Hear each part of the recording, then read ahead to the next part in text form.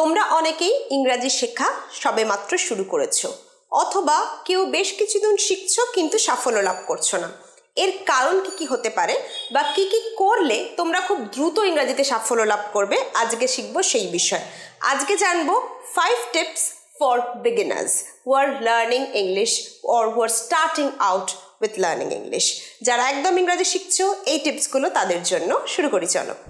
First বিষয় সেটা হচ্ছে বেশ কিছু স্টক সেন্টেন্স এবং কমন ওয়ার্ডস তোমাদের শিখে রাখতে হবে। কিছু স্টক এক্সপ্রেশনস, যেমন ধরো how are you, how is it going, what's up, এই ধরনের কিছু বেসিক এক্সপ্রেশনস তোমাদের শিখে রাখতে হবে। এতে কি হবে, সময় সুযোগ যখনই পাবে বিভিন্ন কনভারসেশনের মাঝে এই এক্সপ্রেশনসগুলো তোমরা ব্যবহার করতে পারবে। 2 থেকে 3 ওয়ার্ডসের সেন্টেন্স, এবং এগুলো শিখলে তোমাদের খুব তাড়াতাড়ি জলদি ইংরাজি শেখাটা সম্পূর্ণ হতে পারে, কারণ তোমরা ফ্লুয়েন্টলি এগুলো বলতে পারবে। আস্তে আস্তে ছোট থেকে বড় সেন্টেন্সে তোমাদের যেতে হবে। এর সাথে শিখতে হবে কিছু ওয়ার্ডস হচ্ছে আমাদের বিল্ডিং ব্লকস। একটা বাড়ি করতে যেমন কি লাগে, ছোট ছোট ব্লক বা ইট, তাহলে শব্দ ভাণ্ডার বা স্টক অফ ওয়ার্ডস হচ্ছে আমাদের সেই ইটগুলো, যেটাতে করে আমরা একটা বাড়ি বানাতে পারবো, মানে একটা স্ট্রং ইংলিশের ফাউন্ডেশন তৈরি করতে পারবো।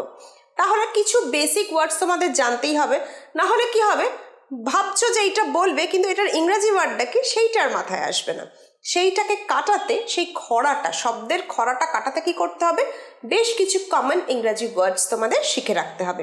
আমার চ্যানেলে আমি সেন্টেন্স প্লাস ওয়ার্ডস দুটোই কিন্তু পোস্ট করে থাকি, সেইগুলোতে চোখ রাখো, দেখবে খুব কমন ওয়ার্ডস, কমন সেন্টেন্স কিন্তু তোমরা শিখতে পারবে।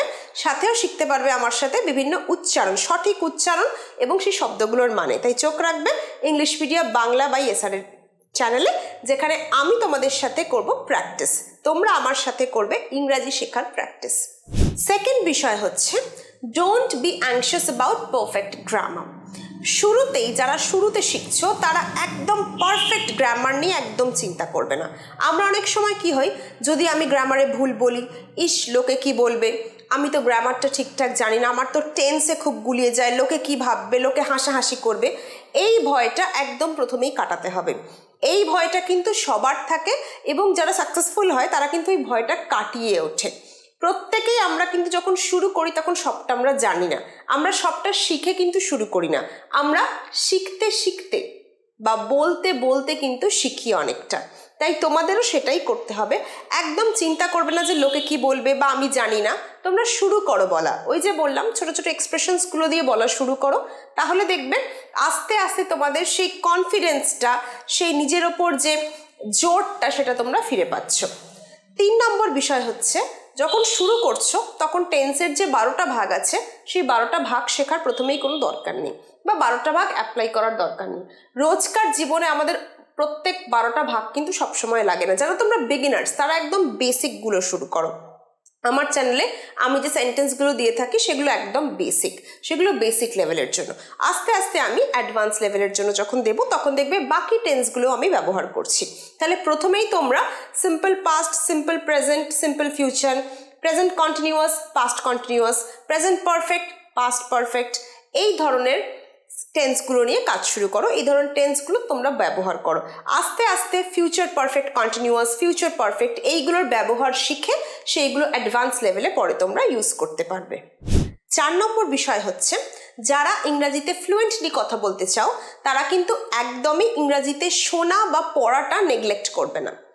লেখা হচ্ছে আউটপুট, বলা হচ্ছে আউটপুট, সেরকমই ইংরাজি শোনা বা ইংরাজি বই পড়া সেটা হচ্ছে ইনপুট যত ভালো হবে আউটপুট তত স্ট্রং হবে। তাই সময় সুযোগ পেলেই ইংরাজি বই, ম্যাগাজিন এগুলো তোমাদের পড়তে হবে, এবং অডিও, পডকাস্ট, নিউজ, মুভিজ এগুলো তোমাদের ইংরাজিতে দেখতে হবে এবং শুনতে হবে। যত বেশি ইংরাজি ভাষার সাথে নিজেকে রাখবে তত বেশি কিন্তু তাড়াতাড়ি ফ্লুয়েন্টলি, কারেক্টলি ইংরাজিটা বলতে লিখতে পারবে। 5 নম্বর বিষয় হচ্ছে practice, because practice makes a man perfect. তোমাদের সময় সুযোগ পেলেই প্র্যাকটিস করতে হবে। যেখানে যদি কোনো বন্ধু থাকে যে ইংরাজিতে একটু আধটু জানে, তাকে বলো যে চল আজকে একটু ইংরাজিতে 10 মিনিট কথা বলি, তাহলে তোমারও প্র্যাকটিস হয়ে গেল, তারও প্র্যাকটিস হলো। তোমাকে সময় সুযোগ খুঁজে নিতে হবে প্র্যাকটিস করার।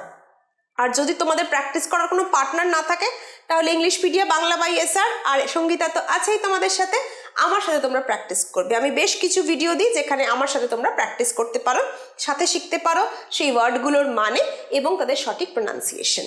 আজকের ভিডিওর 6 নম্বর এবং সবথেকে শেষ বিষয়টা হচ্ছে কনসিস্টেন্সি অ্যান্ড ডিসিপ্লিন, মানে ধারাবাহিকতা এবং নিয়মানুবর্তিতা।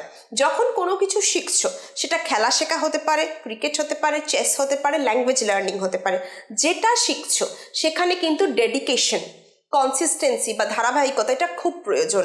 ডেডিকেশন দিয়ে শিখতে হবে, ডিসিপ্লিন বা নিয়মানুবর্তিতা মানতে হবে। আমি 2 দিন অভ্যাস করলাম, বাকি 10 দিন অভ্যাস করলাম না, এটা করে কিন্তু তোমরা কোনোদিনই ল্যাঙ্গুয়েজটা ফ্লুয়েন্টলি শিখতে পারবে না। তাই 5 থেকে 15 মিনিট রোজ তোমরা ইংরাজি বলা অভ্যেস করো, 5 থেকে 15 মিনিট ইংরাজি লেখা অভ্যেস করো। তাহলে দেখবে ইংরাজি ভাষার সাথে যত বেশি সময় কাটাচ্ছ, তত তাড়াতাড়ি ইংরাজি ভাষা তোমাকে সমৃদ্ধ করছে। আজকের ভিডিও এই পর্যন্তই। আশা করব আজকের এই ভিডিওতে তোমরা বেশ কিছু জিনিস শিখতে পারলে, যেগুলো তোমাদের করতে হবে। এগুলো একদমই বিগিনার্সদের জন্য।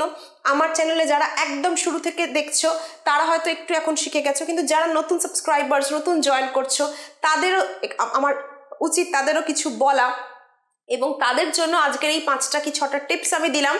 এইগুলো 1 মাস ফলো করে দেখো, যদি রেজাল্ট না পাও আমাকে এসে কমেন্ট বক্সে জানাবে। দেখা হচ্ছে পরের ভিডিওয়ে। ভালো লাগলে অবশ্যই লাইক করবে। আর কমিউনিটি পেজে আমি কিন্তু প্রত্যেকদিন একটা করে কুইজ দিই। তোমরা প্রচুর মানুষ কুইজগুলো অ্যাটেম্প্ট করছো, আমি অনেকটা গ্রেটফুল তোমাদের কাছে। ওই কুইজগুলো অ্যাটেম্প্ট করলে তোমাদের গ্রামার বেসটাও অনেকটা স্ট্রং হবে, কারণ গ্রামাটিক্যাল কুইজই আমি এখানে পোস্ট করে থাকি। তাই দেখা হচ্ছে পরের ভিডিওয়ে। শেয়ার করতে ভুলো না, কমেন্ট করে জানিও কেমন লাগছে।